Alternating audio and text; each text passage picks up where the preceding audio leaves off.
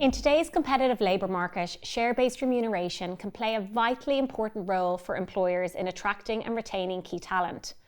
While the commercial reasons for a company to offer share awards are clear and compelling, the associated reporting obligations are not so straightforward.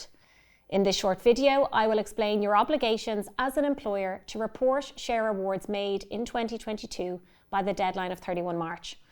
I'll also share some practical tips on managing the reporting process and how to reduce the risk of getting it wrong with revenue. So let's start with the question, what return should be used? All matters relating to unapproved share options are reported in a Form RSS1. The return with the widest application for employers is the Employer Share Award Return, or the ESA for short.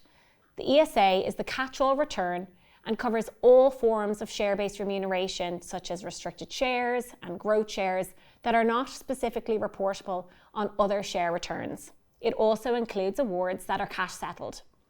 All of these forms must be filed online with Revenue by 31 March. Failure to comply with this mandatory reporting obligation can result in a financial penalty for you as the employer. So it is really important to take the time now to review your cash and share-based plans to determine if there is a reporting obligation for 2022. In our experience, employers can underestimate the level of work involved in gathering the required information, so it's advisable to engage the relevant stakeholders internally now, whether that be HR, payroll, tax, etc., to develop an effective process. The reporting obligations can be more complex where there is an international aspect to your workforce, so that means you need to start to review the employee population sooner rather than later. So what are the pitfalls for employers? If submitting an ESA for the first time, employers must register with Revenue for share scheme reporting purposes to be in a position to file the ESA form. So we would recommend this is actioned sooner rather than later.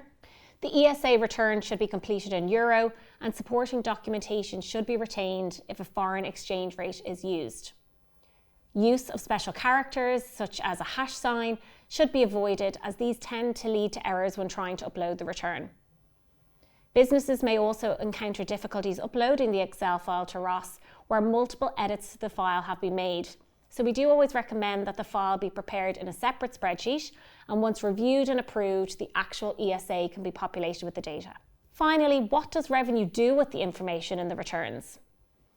Unlike most other share and cash-based incentive schemes, the income taxes due on the exercise of share options are generally settled directly by the employee via a self-assessment system known as RTSO1.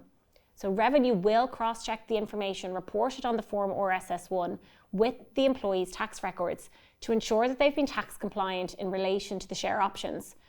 So we do recommend when completing the RSS1 that employers take the opportunity to remind employees to settle any outstanding taxes with the Revenue. In respect of the ESA, Revenue will cross-reference the data reported in the return with the amounts of share-based remuneration taxed via the PAYE system.